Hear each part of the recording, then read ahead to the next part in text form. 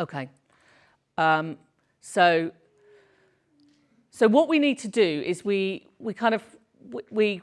need to, it is reasonable to scaffold the world for somebody who is struggling with social communication. So to put, strategies in place, because there are some areas of life that just will be very difficult, and it's not necessary for kids to have to do that. So that's my starting point always, is that we only really want to kind of do pieces of work like trying to get a child to be able to tolerate a setting, if that's a setting that they do need to tolerate, just to ensure that, that they are getting the opportunity to take part in the majority of life. But there are some things that it's reasonable to say, do you know what, you don't need to do that. It's just causing too many problems, and we need to focus on the areas that you actually have to engage in order to be functioning in life.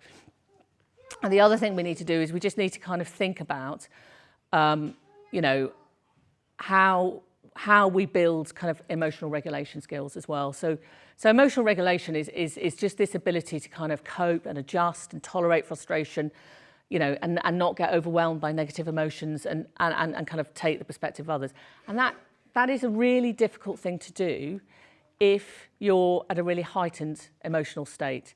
So what we need to do is we need to put more effort into teaching these skills for kids who might have social communication difficulties at times when they're relaxed. And that's really hard work, because actually when you're having downtime, you kind of want to switch off. So it's an ongoing process, trying to kind of build skills in children and young people who might have more difficulties understanding the social world. I mean, just looking at that, it's things like this that we all need to kind of learn to tolerate, and we've all done that. We find ways to learn to tolerate that. In that setting, my blood pressure starts going up, and I start kind of getting really stressed, and then I have to kind of mentally remind myself, okay, put the radio on, and I have to talk to myself and say, there is nothing you can do.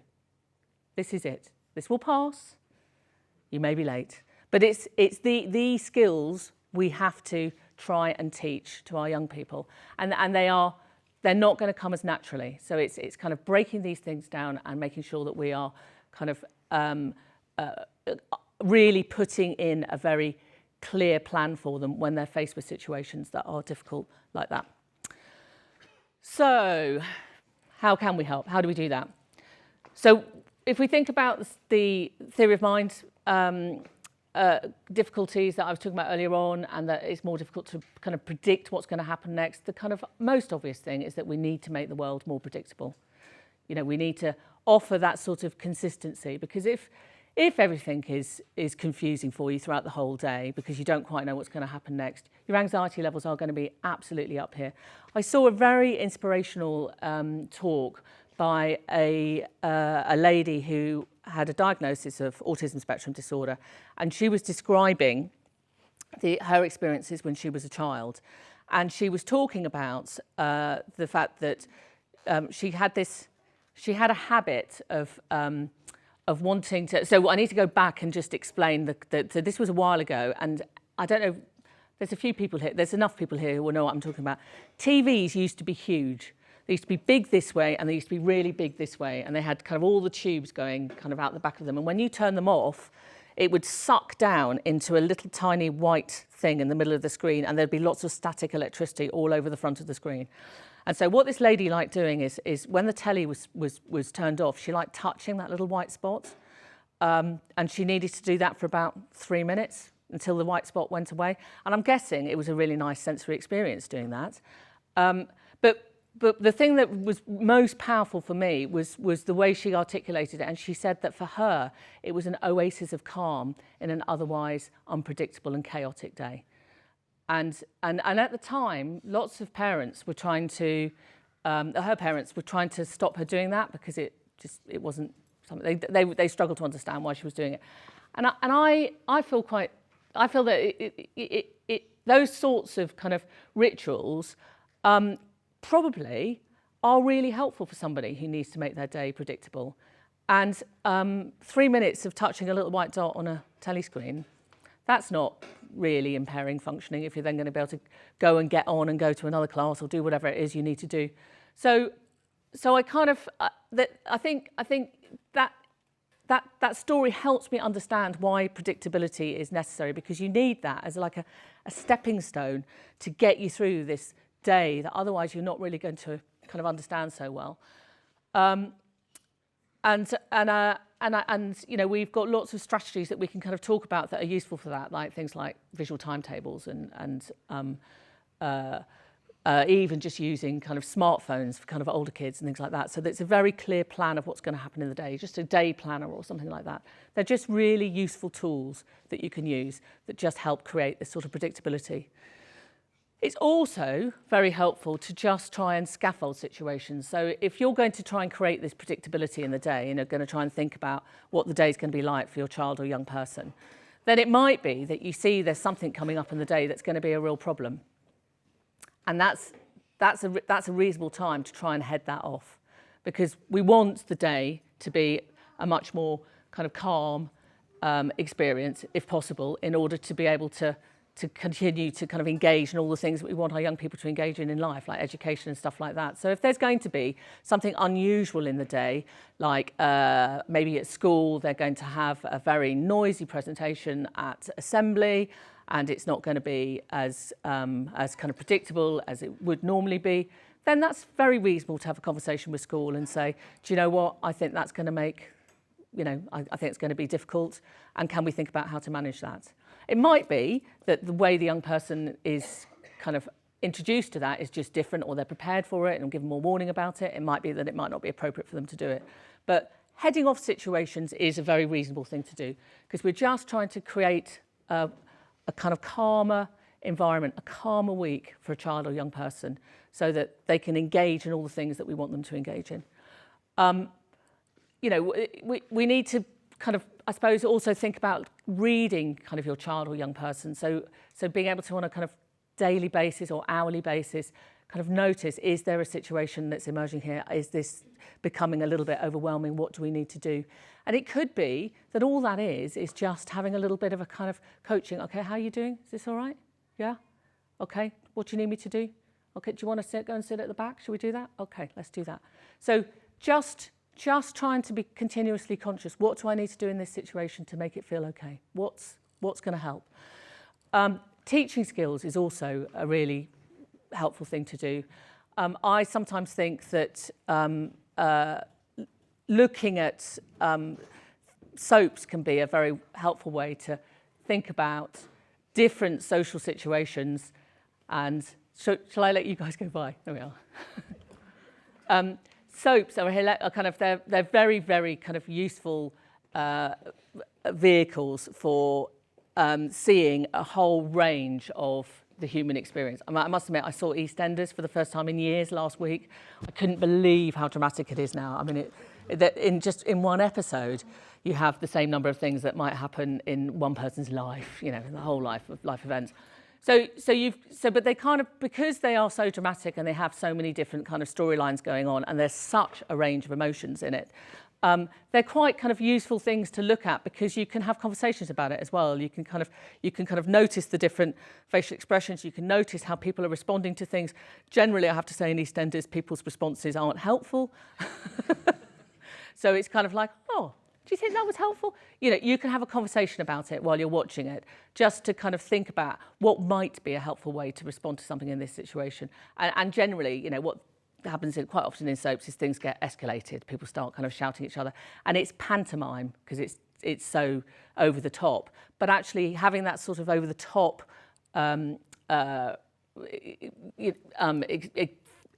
over the top response is useful, because it's a much clearer way to explain something. So I think thinking about teaching skills is really useful. It's also important that you kind of share knowledge with the whole network as well, because you don't want to be the holder of knowledge. I mean, I sometimes see this with courses that families can go on, any sort of support course. You know, it might be that it's for a child that's neurodiverse. It might just be a typical kind of parenting course. And sometimes you see that just one member of the family comes along, and then I'm always aware that member of the family might then end up being a little bit piggy in the middle. So I think it's good, if you're going to go and kind of seek other advice from elsewhere, to just try and make sure that knowledge is really shared with everybody, so that you don't become the holder of this is the way to do it, because that can be quite a difficult position to end up in. We also need to make sure that the basics of kind of sleep and diet and sensory issues are managed well, and I'm going to talk a little bit about sleep later.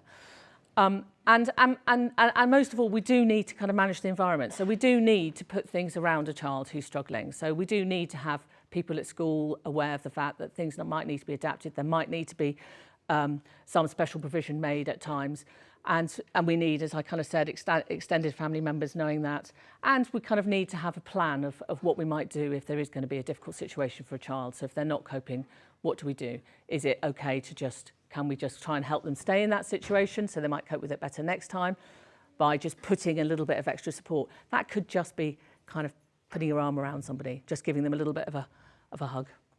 Okay, so, first of all, we need to try and identify places and times when things are difficult, because that's the places that you need to start putting these strategies in.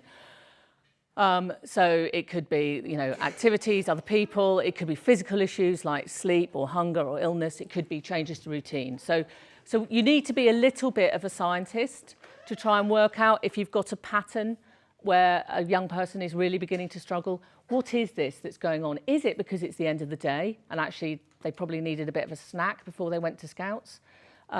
Is it that, there is somebody at Scouts who they're really struggling with, but you just need to be a little bit of a detective scientist to try and unpick what's going on for your young person so that you can then put the support in place. So thinking about kind of people who are kind of neurodiverse, we know that it might be more difficult for somebody with social communication difficulties to actually kind of recognise their emotions and recognise emotions in others. And so we can specifically do a little piece of work on that. Again, soaps are fantastic for that because they've got such a range of emotions in them. So you can be watching a soap and kind of be like, oh my goodness, that person's looking, what do you think that is? Is that anger? And have that sort of kind of conversation to try and develop it. So, books, TV programs, real situations, even just kind of like, oh, sweetheart, you really look like you're enjoying yourself doing that. Just that little bit of feedback to try and help the young person internalise an emotional experience that they're having can be really useful, just to start kind of trying to teach that. But you want to do it in a naturalistic way. So just not, every 5 minutes commenting on their emotions, but quite genuinely, like, oh, have you had a bad day? You're looking a bit sad? Just kind of responding to it. We need to kind of help our young people pay attention to kind of facial expressions of tone of voice and things like that. And what we're trying to do by doing these things is develop a vocabulary to label emotions. Also, it may come as a surprise, but kids who've got social communication difficulties may not actually realise that when they're anxious, their heart is going faster, that they're feeling a bit sweaty. That link between the emotions and the physical sensations may not be so well developed. And so you can kind of say, oh my goodness, you're feeling a bit clammy, just help to develop that understanding that those physical responses are actually due to anxiety. Sometimes, kids just talk about they've got a tummy ache, haven't they? And it just seems like it's a tummy ache. And this is neurotypical kids as well. If you've got a pretty good gut feeling that that's because there's some test this morning, then that's the feedback you'll be giving. It's like, sweetheart, you're just anxious because you got that test. You're going to be fine. You will be all right. So some practical ideas. So what we tend to do is we try sometimes to help develop an understanding of emotions by using scaling. So scaling is great because scaling kind of takes the heat out of talking about emotions. So if I kind of turn to you and I say, goodness me, you're looking a bit angry, that tends to make people angrier. That tends to just inflame the situation. But if you've already had a conversation before about emotions, if you've already said, well, okay, let's say 5 is as angry as you've ever been and 1's as calm as you've ever been, where do you think you are now? And you've kind of worked out some sort of shared language about how you're going to scale emotions. Then you're in a much better position if somebody's looking like they're getting a bit angry to say, sweetheart, you look like you're at a 3. What can I do to get you down to a 2? And it's a slightly less emotive way of giving feedback to somebody about their emotions. So these sorts of strategies only work if you've set it up beforehand. So you would need to kind of have some sort of conversation about, okay, there's this, you know, there are times when things are getting difficult, aren't they? And you're getting really cross about stuff. Let's just have a think about those times, and let's just talk about, you know, what it feels like when you're right at the top of that. Let's call that a 5. Okay, what does that look like? That looks like you running off. That looks like you, you know, possibly even turning over a chair, doing something like that. Okay, so if you were, that's a 5. What do we do at a 5? And actually, when somebody's at a 5, there is not very much that you can do, because they just have to have their arousal level come down. And probably the most sensible thing to do in that situation is just keep everybody safe and keep them safe and give them the space to kind of come down to a 4 or a 3. But if you've got the language there, you can kind of say, all right, sweetheart, this is a 5. I'm just going to let you have some time, let you have some space. And if you've already scaled this and had this conversation, then you've kind of got a map for what you plan to do in that situation when someone's got themselves up to a 5. And you've got a shared language about how you're going to talk about it. It could be that if you've talked about each different scale, you've got a plan for a 3. So, all right, okay, you look like you're at a 3. What are we going to do about it? Okay, off you go. Get on the trampoline. Because you've had a conversation about it before, you've talked about what a map might look like. So scaling is very useful because it kind of takes the heat out of some of the language that we use, but scaling has to be set up beforehand. You have to have had a conversation, you have to have probably drawn something visual. Quite often what I do with kids is I'll kind of put something up and I'll kind of print it out and we'll write it up, and then I will always laminate it, because the first thing that will get ripped up at a 3 or a 4 or a 5 is this bit of paper. So definitely think about laminating it. Another lovely way of doing this is the incredible 5-point scale, and there are some really fantastic books out there. This is one of the kind of most useful books I think I've ever come across. So it's the incredible 5-point scale by Carrie Dunn, and what she's done is she has written out some possibilities of different emotions at different situations, so 1 being calm and 5 being very angry. So you can, if you want to, just go to a book like that and find something which has already been done for you and talk it through with a young person or a child. I think this is an incredibly useful resource. There are also resources to help you kind of look through feelings, you know, talk about the different kinds of emotions. I personally think that doing it kind of live with telly is the best way to do it, but you can buy books that you can go through explaining feelings and explaining kind of different facial expressions.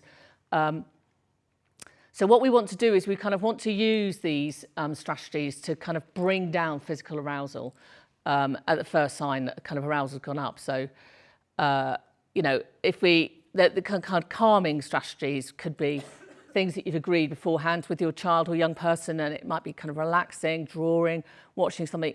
Some kids like to make a kind of calming box, which has got lots of lovely sensory stuff in it, smelly stuff, soft stuff, nice photos, things that remind them of kind of happy times. So you can make these resources beforehand so that they're useful and they're in place for when you need them.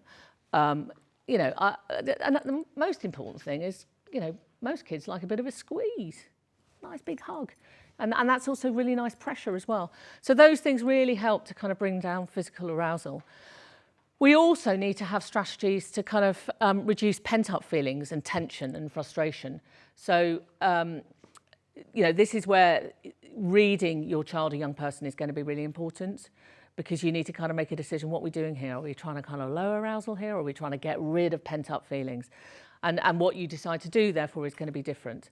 So if you are thinking that you need to kind of get rid of tension and frustration, then you need to do something quite active. And it could be whatever. It could even be just be taking the dog for a walk.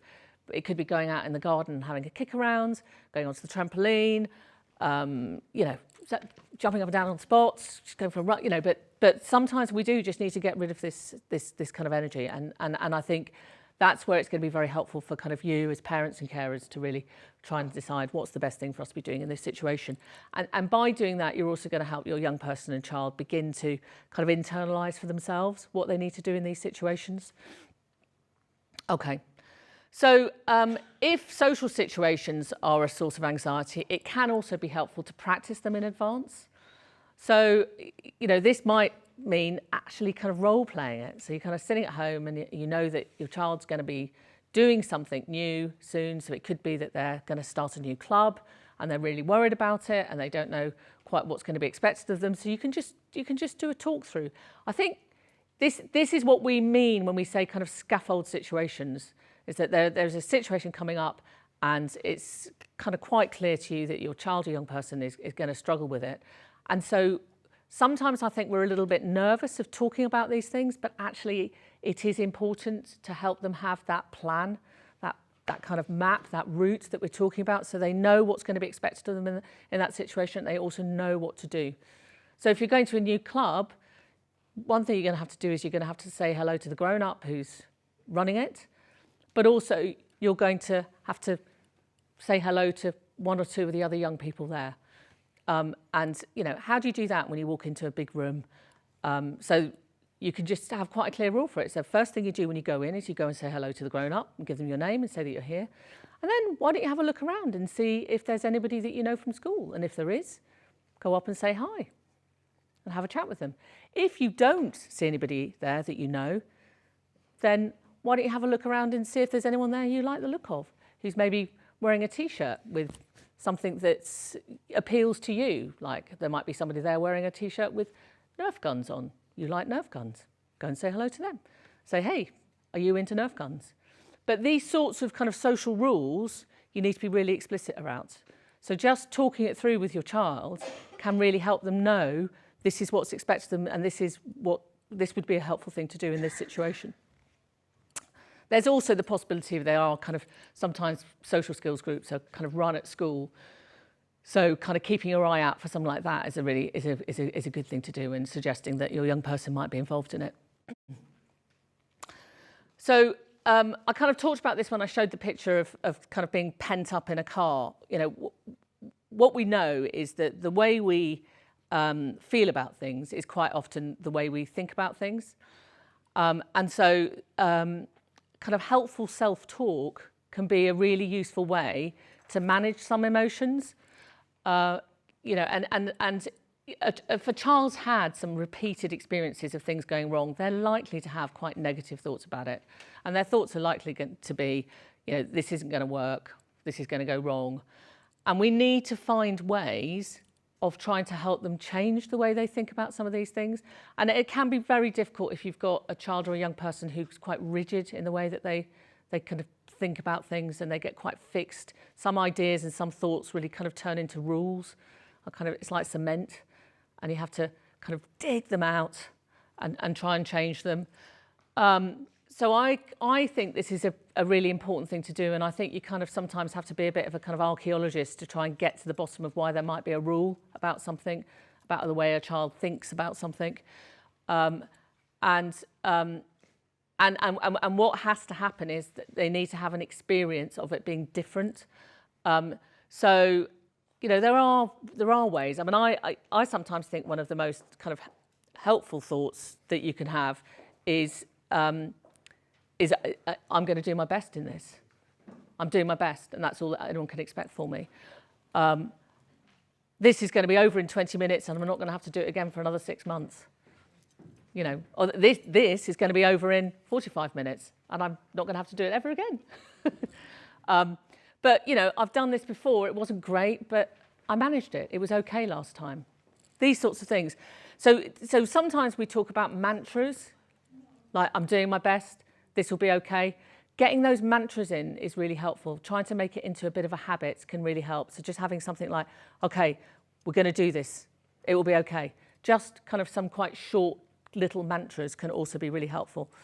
But understanding that it is the thoughts that are driving these feelings is really important for your young person. So trying to understand how they're thinking about something can then help you kind of get in and try and shift that a little bit. So we need to practice all these things kind of little and often, starting with kind of easy tasks. So if you've got a child who's been struggling to kind of get out, you're going to really start with something quite simple, like maybe just kind of going out to the park or something like that, because you want to have success. You want to kind of build that up. And, you know, as they're kind of developing skills, lots of kind of, that was really good, you know. Last year, that was a struggle, wasn't it? But we're managing to do that now. If we're trying to create new habits, you really have to just keep doing the same thing again and again and again. So, you know, if you are trying to get your child to kind of build confidence, maybe going into a shop or something like that, you really want them going down the shop to buy a pint of milk every day, because we know that it takes a long time. It takes about 66 days on average to kind of create a new habit, to kind of train the brain for this to be automated, to be quite easy. And we have to have kind of realistic expectations. You know, there are going to be times when things don't work out and it doesn't go so well, and you just all need to kind of sit back. And we need to make sure that kind of parents, you as parents and carers, are looking after yourself as well, because it can be really hard work having a child who's got additional needs. So, you know, you might want to kind of think about support for yourself as well. And there are lots of different kind of groups out there. And the nice thing is in the marketplace, you're going to have the opportunity to have a look at what's out there to support you as well. So friendships. Friendships can be, obviously, a significant struggle for, you know, kids with social communication difficulties, and they can be quite a terrifying thing as well for parents because of the potential for things to go wrong, you know, the things we worry about like bullying and kind of online issues. So again, it's an area that you just have to be incredibly mindful about, and you need to be probably more on it than another parent might be. So I suppose kind of one of the themes that you should be taking away from today is that the general kind of rule is that you guys have to be super parents, kind of super carers, because you're trying to kind of support a child who is struggling. And I think it's helpful for you to consider that when you're thinking that things aren't working out, because sometimes parents and carers can think that maybe they're doing something wrong, that actually you're kind of at some way kind of at fault, and actually what you're being asked to do is sometimes above and beyond stuff that maybe other parents might be being asked to do. So you need to kind of give yourself a break on that. But it does mean that you have got to put kind of extra energy into certain areas. So friendships, you know, they're great. It's, you know, obviously it's a very important thing. We need to be kind of, you know, building friendships for our young people. And there's a need to kind of be involved and to kind of socialise. But again, we've talked about this idea that it's okay to have reasonable adaptations. So, you know, let's think about Christmas Day.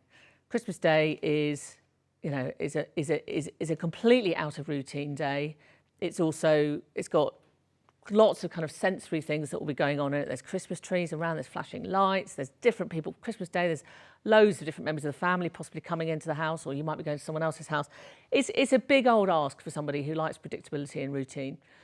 And so whilst it might feel to someone who's kind of more neurotypical and finds the social world easier, it might seem that it's a very important thing for a child to kind of sit all the way through Christmas dinner and come and say hello to Granny and Grandad and all the aunts and uncles and everything like that. But actually that might not be a very nice experience for somebody who's really not into that sort of thing.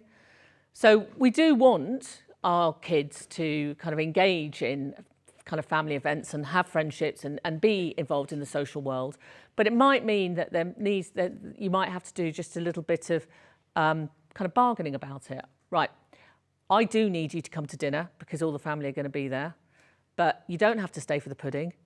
And then you can go upstairs and you can look at all those lovely presents that you got, play with a virtual reality headset or whatever it is. But some sort of kind of bargaining deal, because I think kind of when it comes to friendships and socialising, because if you get a lot of reward from it, you really want it for your child. And we need to kind of consider the fact that your child might not be as interested in it, might not be so reinforcing for them. They might actually much prefer to be kind of engaging in something which is more kind of exploring the physical world in some sort of way. So with friendships, you know, there are going to be some children who aren't particularly interested because they're not particularly interested in the social world. But there are also going to be some children who really do want to have friendships, but they're struggling because they just, you know, they struggle a bit with understanding the social rules and also kind of understanding all the non-verbals that we've talked about, and therefore need a bit more support with it. You know, so we've kind of thought a little bit about the vulnerabilities. You know, that social communication is difficult. to understand sometimes. So understanding if a comment was meant in a friendly way or not, in a meant to be mean. Sarcasm can be particularly difficult. Some jokes can be tricky. The social rules and boundaries like touch can also sometimes be difficult to understand. And kind of, obviously now in the cyber world, we're kind of particularly worried about vulnerable kids being selected and groomed. So these are all things that we have to be honest with ourselves about and consider, and kind of need to be aware that there is more likelihood that a child who's socially vulnerable could kind of get bullied at school or get into some sort of trouble online. So you need to be vigilant about it. And the way to do that is really to be discussing it with your child and preparing them for it and acknowledging that it is a reality. But we want to create friendships for those children who want it. And so you're going to, have to do a little bit of work with them in order to help them do that, this scaffolding thing. So it could be that there's a child who's in your child's class and they kind of talk about each other, but they don't ever seem to do anything about arranging to meet up. They don't seem to try and develop that friendship outside of school. And so that's where you would be stepping in, and you'd be kind of going along to the class teacher and saying, right, I've heard about kind of John, my child talks about him quite a lot. Do you think it would be okay to ask his mum if we can get his number? And it may be that your child just doesn't go that extra step in terms of arranging something like that, and you will just have to step in and do it, because we do want them to kind of build these sorts of friendships where possible. We know that kids who've got social communication difficulties quite often are drawn to other kids who are like them and may have the same interests. It's also possible to kind of, that your child might really find solace in relationships with pets. And that would be a really nice way to also develop that kind of sense of intimacy as well for them. So it's this super parenting idea that I've talked about before. It's another area where kind of you as parents and carers are going to have to kind of step in and just scaffold it in order to create friendships. I've recently, while I was on holiday over half term, and I read the book The Reason Why I Jump, which is written by a young man who has got a diagnosis of autism and in Japan. And it was very interesting reading this book, because he's written it very much kind of from the perspective of somebody who looks like they don't want to have social relationships with anybody. And he's also talks about the fact that he hears people around him regularly saying, oh, well, he won't want to do that because he's not interested in hanging out with people.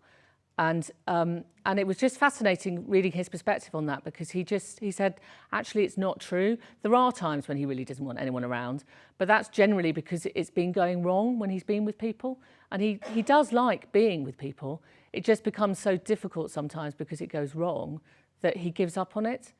And I found it quite moving reading it. And I kind of realised that actually we need to kind of accept that somebody who has social communication difficulties might want to be hanging out and actually might be getting quite a lot of just being in a room with people. But if we then expect them to be continuously socially engaging, that might be the bit that's a bit too much. So I again am coming back to this idea that trying to actually have some conversations with your child about this probably is the way forward. Like, what do you actually want to do? Do you want to just like hang out in the room with us? Okay, that's fine. You can do that. When your friend comes around, what do you want to do? Because the temptation might be that you expect the two friends to spend a lot of time talking to each other, and you go in the room and you see that they're both sitting there reading comics and there hasn't been any conversation whatsoever. That's fine. That's fine. That's probably going to be enough. So it's accepting this. It's kind of removing some of our social expectations. It's removing the kind of rules that we have for ourselves. And trying to kind of understand what's going to be reinforcing, what's going to be positive for my child, whilst also putting in that additional effort to make sure that they are safe. But bullying is a reality. We have to accept that. And so, you as the super parents are going to have to really support your child to have something done about that. And you have every right to kind of go into school and say, this is happening. It is an issue. It's making my child unhappy. What are we going to do about it? Okay, so there are some really useful kind of structural things that we can also use to help explain social environments, social situations to young people, and also to prepare them for it.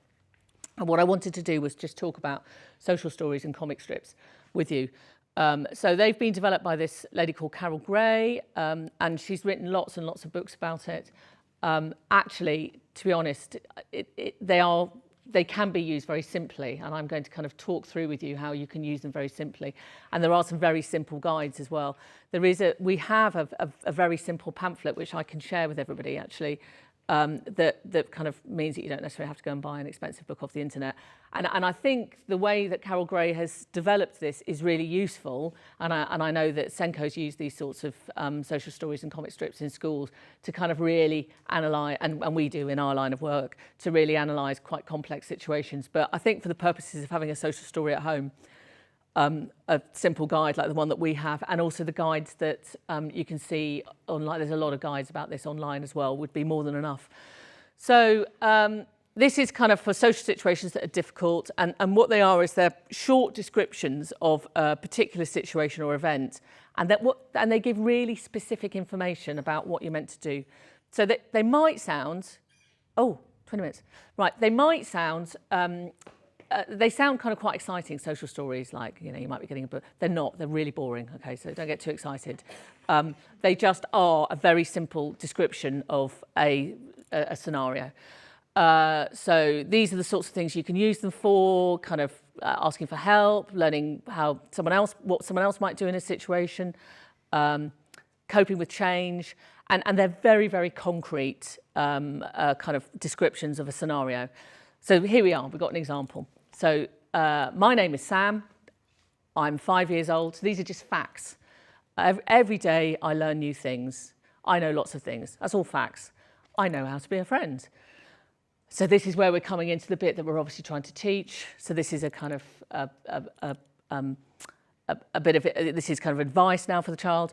A friend is someone you enjoy spending time with. A friend can be a boy or a girl. A friend can be someone older or younger. A friend can be an animal. Sometimes it's hard to make a new friend. They might not know that I want to be their friend. By smiling and saying hello, I can show them that I am friendly.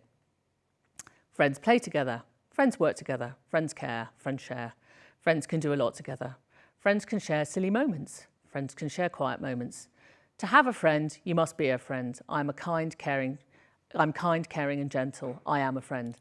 So that has got a variety of different sentences in it. It's got kind of descriptive sentences that are just facts. It's kind of got perspective friendships sentences in it to try and help the child develop an understanding of what might be, you know, someone else's point of view. And it's also got sentences to tell the child what to do as well. And so they are incredibly kind of simplistic ways of writing down a social situation or a kind of social phenomena that you want to train the child to learn a little bit more about. Comic strip conversations are also really useful, and Carol Gray writes about these too. And I use them quite a lot when there's been a scenario that and something has gone wrong socially. And the reason why I love them is because you can, in a comic strip, you just have a little stick figure that you do a drawing of, and you can have a speech bubble, so you can explore what was said in a social situation, and then you can have a thought bubble, so you can explore what somebody was thinking in a situation. And if we think about theory of mind deficits, you know, that ability to try and understand what somebody was thinking in a situation is invaluable. And all these things that I'm talking about, the other beauty of them is that they're very visual.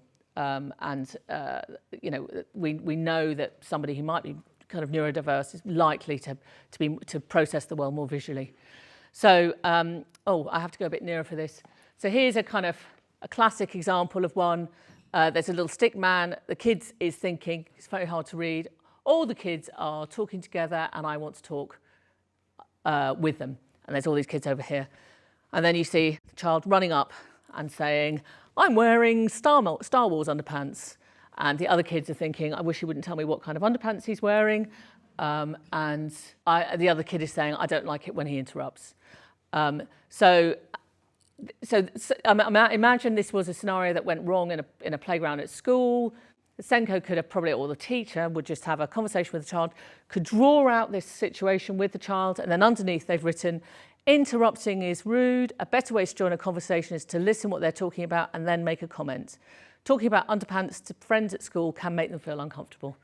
So it's just incredibly simple. And I sometimes, when I kind of talk about using comic strips and social stories, people kind of look and think, really? Is that going to make a difference? My experience is, I think we make assumptions that sometimes some of our children and young people are getting situations, and actually they're not. So this is just incredibly visual and simple in order to try and help them understand a scenario that they may not have been getting. Circles of intimacy can be a really useful way as well of just thinking with your child or young person about how they should be managing all the different people they come across in their life and what level of involvement those people should have in their life, both in terms of kind of, well, particularly kind of literally kind of physically, you know, how close should they be getting to them. So again, it's nice and concrete and visual, tells it, the reason, and thinking about all these things, social stories, comic strips, circles of intimacy, what they do is they make the unwritten rules really concrete. And that's something that can be necessary for someone who doesn't necessarily have that. So the kind of, when we're thinking about it, we can kind of talk about kind of talking, touching and trust, 3 T's. So you kind of know kind of what's appropriate for people at the various levels of intimacies. So here we've kind of got, you know, in the red zone, we might have strangers. You know, strangers are the many people you see every day. You don't know them. You don't talk to strangers apart from say hi or excuse me. As you walk by, you don't touch strangers and they don't touch you. So that's just a rule. In the purple zone, that's just the child. You know, you're alone. You're only touched by someone else if you want to be. So just incredibly clear, concrete rules about what can be expected in these different areas, and that can be useful. We've kind of talked about this, you know, do you push your child to make friends? I think we need to kind of scaffold it for them, but it's a conversation that you need to have with your child. I don't think we should assume that they don't want to have friends, but I think we should be aware they are going to want downtime. There will be times when they don't want social interaction, and that's fine. Another area that kind of needs to be considered quickly is, you know, if you've got a child who's got additional needs in your family and you've got other children, that can be a really tricky situation to be in because you put a lot of your energy into one child. And you might sometimes have this kind of parent guilt. It's a guilty old thing being a parent or a carer, isn't it? You might have this kind of continuous guilt about the fact that the other children aren't getting what they need. So if you have a sense that that's happening, then you might just need to kind of maybe be transparent about that and actually have a conversation with a sibling saying, look, okay, this is a bit tough. You know, what can we do about it? Would it be helpful? Would it be nice just to go to, you know, Granny and Granddad's one evening a week, and then you've got time for that. And maybe just put a couple of little things in place so that your other children have got a little bit of that kind of special time. Even if you can't give it, someone else in the family might be able to do it. But actually having an open and honest conversation about it can help the siblings kind of realise that it's nothing to do with them. It's just the situation. That's the situation that you're in.